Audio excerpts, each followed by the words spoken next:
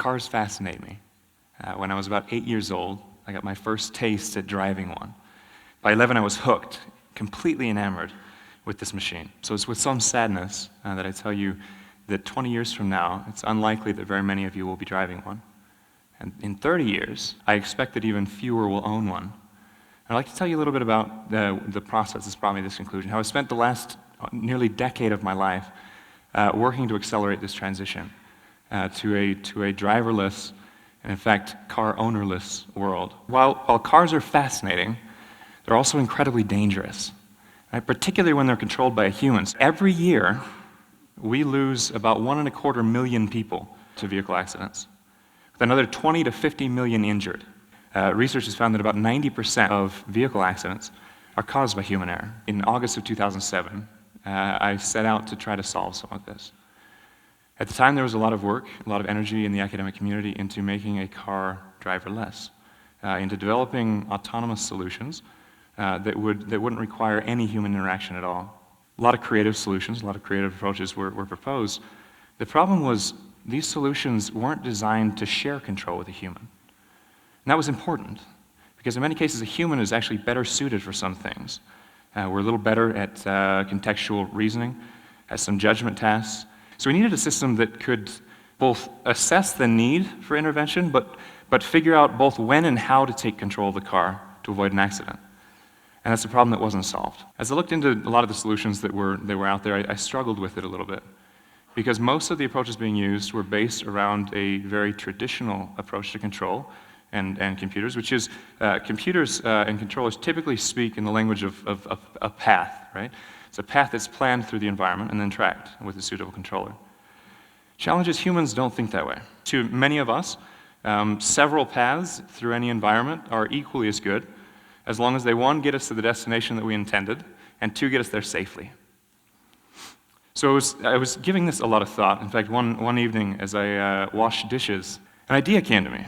I thought, if humans don't use paths, why constrain our solution to something that computers are typically intended to do, which is to follow a specific path? Seems over-constrained. If all we need to do is predict and preempt any accident that could happen at any given time, why not trace a path, sort of a corridor through the environment that comprises all possible paths that a human could take? As long as they stay within that, presumably they won't hit anything. And going a step further, not only do they have to stay within that sort of corridor, if you will, that lane in the roadway, that open area in the parking lot that you or I would typically associate with an area in which we're unconstrained and okay to drive, but we also had to make sure that we stayed within the limits of the vehicle. We couldn't apply a force on the tires that they couldn't support with the available surface friction. We couldn't roll the car more than its suspension could support before lifting off. So as I thought about this, in my mind's eye, I started to see sort of a tube, if you will, a tunnel through n-dimensional state space of the vehicle, through which it had to pass. As long as it stayed within that tube, it was safe. From there, we just needed to know what trajectory the vehicle was on, what trajectory the driver had it on, and figure out a way to back-propagate any threat that we foresaw happening in the future through this tube and a forward simulation of the vehicle to what was happening now. And if the driver did anything, if the car did anything for any reason, whether the driver was paying attention or not, whether the driver was skilled or unskilled, if we saw that there was an accident was going to happen, we had to take control.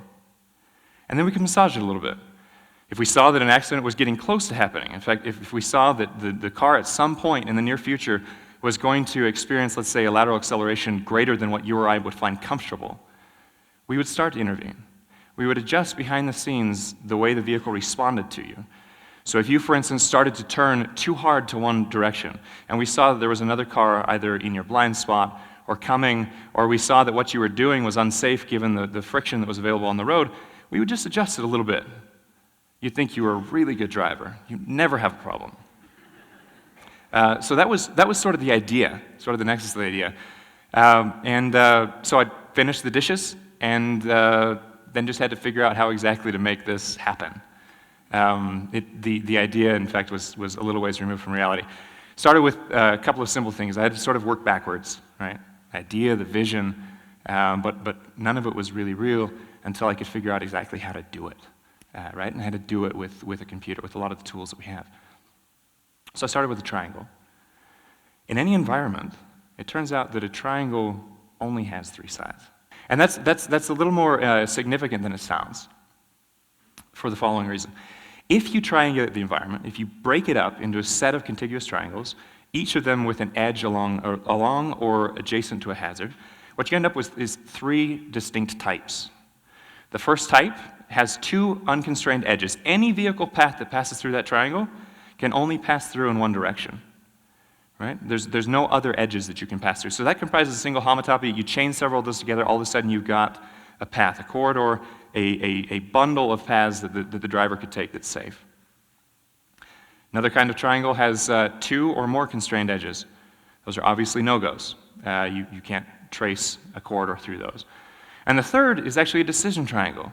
Any area of the environment that has 3 edges across which you can cross, obviously if you enter one, you can exit through either of the other 2. And so if we tile this together, what you see here in this next illustration is an environment with a set of triangles, and as you tile those together, you actually end up with a constraint, with a corridor that shows what the safe area is, the safe region in which that car can travel. And then we make some judgments on where the human wants to go. With that sort of propagated from the goal, we've now ended up with our tube. Great. Next step, we've got to figure out how to predict the future. We've got to figure out how within that tube to trace what the vehicle's going to do and extract from that projection how threatening it is, and therefore what we should be doing now to prevent any problems in the future. For that, we came up with a model of the vehicle, obviously forward simulated several different scenarios, and at any point in time, a computer would run in the background. It would assess what was going to happen in the future, and it would make adjustments to what you were doing. And we played with several things like how do you feed that back to the driver? How do you actually make them a better driver rather than a worse one? Because in fact, once you do this, you get into a challenge of mental models being thrown off. You or I, when we drive a car or control any machine, have a very distinct expectation for how it will respond to our control inputs. If I turn 5 degrees to the left, it's going to feel like this at this speed. And here's what the car's going to do.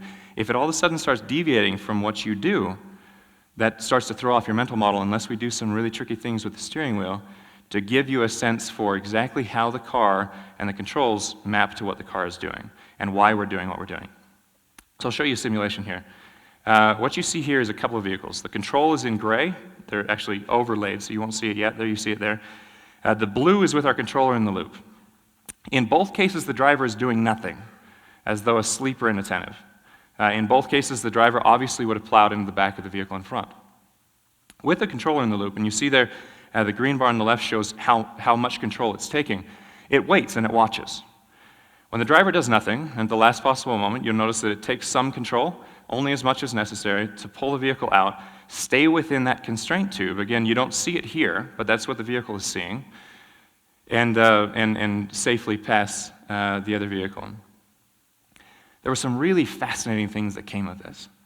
What you see here is another video, very similar to the first, in which the yellow car is actually driving slower than our host vehicles at the start of the test. Call this the jerk driver test. We start to see sort of that the controller actually starts to see, hey, this tube is starting to diverge. I've got to go left. I've got to go around this. We didn't tell it anything about lanes. We didn't tell it what kind of behavior, whether you're in Utah and someone's unlikely to do something like this, or anything else. We just said, just stay within the safe tube. As it did so, obviously, the car ahead sped up. It no longer saw a need to stay to that side, and it saw the oncoming red car, and it pulled back in, much like you or I would do. So the first takeaway was, it doesn't actually have to think like a human to behave like one. That was interesting to us. There was another fascinating result that came of this research. What you see here is, again, 2 cars, identical driver. Except in this case, the driver is actually doing something. The driver's trying to track this really difficult path on the roadway. He's trying to stay in the center of the lane as he goes through it at a pretty high rate of speed on a very difficult course. You'll notice that driver, without assistance, loses control. With it, the driver is actually better able to do what he originally intended to do without the controller even knowing what that was. All the controller is doing is saying, listen, I'm seeing somewhere in your future a problem with stability. It looks like you're getting really close to the edge of what your tires can support, so I'm just going to adjust some of the things you're doing behind the scenes. I'm going to trim your steering angle a little bit. I'm going to adjust your speed. I'm going to adjust some of the brakes to make sure that you stay stable. And what ended up happening is actually both controllers, the human and the machine, performed better than they would have done on their own. Had we put this controller on and had no human in the car, it just would have bounced around in the lane. Didn't care. Didn't care where in the lane, as long as it was in this safe tube. If it was just the human, obviously you would have done what you see here in gray, which is lose control. So that was a really fascinating insight for us, was that you don't have to think like a human to behave like one, and actually having a system like this in the loop with a human would actually make both perform better. So we started to branch this out. This got some attention. We tested on a Jaguar up at Ford's Proving Grounds, got it on several passenger vehicles. That was all very exciting. The military came along, said, listen, we've got a lot of people that die in convoys, obviously, in accidents in our vehicles. And the DARPA, the research agency of the Department of Defense, commissioned a study into how we could use this to offer a similar benefit to our military personnel. So what we did is we said, listen, it doesn't matter, with the way we designed this, it doesn't matter what caused the human to make a mistake. Whether it's because they were asleep or inattentive at the wheel, or they were sitting in a cubicle in Nevada while driving a car in Iraq. As if the vehicle does something that will make it unsafe in the future, this controller will intervene, and it will avoid accidents or problems. So what we did is set up barrels, as you see here, in a field in southern Michigan. We had an off-road vehicle. It was intended for driving in this environment with a camera and a driver, in fact 20 of them, sitting in a shed a little ways away with no direct visibility of the vehicle, only to a computer screen through which they could see sort of what the vehicle was seeing. And we tested them. We put the controller in the loop and we took it out of the loop. And we made this a game, a competition with prizes at the end. We asked them, we are going to award the winner who can drive as quickly as possible through this course without accidents. Every accident is going to cost you 5 seconds. If you brush an obstacle, it's going to cost you 1. And then we had several other things that we had them doing. And what we found was not surprising, given what we'd seen in the passenger vehicle space, except for the last point. So you notice, obviously, we had fewer collisions, as was the intent of this controller. Drivers drove faster. They felt more comfortable driving at higher rates of speed because they started to see, hey, if I got this control in the loop, I'm pretty darn good. I can sort of pull this off and go faster. The last statistic that I've highlighted here was an interesting one. I asked them at the end of each of their tests, 1,600 of them is how many tests we did here, how much control they felt like they had over the vehicle's behavior. And the answer surprised me. On average, drivers reported about a 12% boost in how much control they felt like they had. Looking through the data, they actually had 43% of the available control. So they thought they were doing pretty well. And they were pretty well in control, while the controller was actually doing a lot of the work for them. But what this, as I tried to square this in my mind, I think we realized, you know what, a lot of these drivers seem to be more interested in the car doing what they'd like it to do than what they've told it to do. And if they told it something wrong, they're okay as long as it does what they wanted it to do. Which was fascinating and amazing to us, and really exciting. So we branched out. Laparoscopic surgery, other areas where a human controls machine, where you have a constraint, any environment in which a human shouldn't exit certain boundaries. We implement a similar set of constraints, a similar set of predictions, and suddenly we've got a system that allows the human to control it, but is much more error-proof than if just the human were in control. A couple of salient points, lessons that came from this. The first was the how and the what. When I started this work, I restricted a lot of what I did to what I read about. Techniques that others had used, a lot of the constraints around the paths that computers typically were used to plan, or traditional control theory was designed to track. I found that insight, that idea that came to me as I was washing dishes that evening, that started with the what, not the how. It started with what's the problem I want to solve, and what's some harebrained idea of how I could do it, or what I would do. I didn't know how I would do it. I didn't know how I'd get these tubes. I didn't know how I would constrain the driver or the vehicle. I just needed to know that I could pull this off. And so I worked backwards. And I think One lesson for me, and I think for all of us, is don't ever constrain the problems you solve to the things you know, the things you've done, or even the things that others have done. Because by definition, any breakthrough is new. And if you want to achieve something that no one else has achieved, you have to often do what no one else has done. That was one insight for me. I started this talk by telling you a little bit about how in 30 years, very few of us are likely to own a car. Imagine for a moment a world in which cars can drive themselves. Now imagine that you've repurposed your garage for a new bedroom, a new room in your house. All of the land, in fact there's a lot of it obviously, dedicated to parking, has now been repurposed to other facilities. There is a roving band, if you will, a sort of migrating horde of electric shared vehicles operating in any urban or suburban environment, positioning itself next to centers of demand, such that with the press of a button on your mobile phone, a car is there to pick up 95% of the population in less than a minute. You get in the car, it drives you to where you want to go, you get out at the door and you're done. This vision of autonomy is much more cost-effective for you because we leverage a lot of economies of scale. For instance, these cars in down periods, in off-peak hours of the day when not a lot of folks are commuting, repurpose themselves. They drive themselves to fulfillment centers, to post offices and other locations where they can do last-mile deliveries and things. At night, the part of the fleet that's not used or underutilized drives itself out of town to really cheap areas where it drives itself through a car wash, cleans itself, parks itself, charges up, and is out the next morning to pick people up and move them around city centers.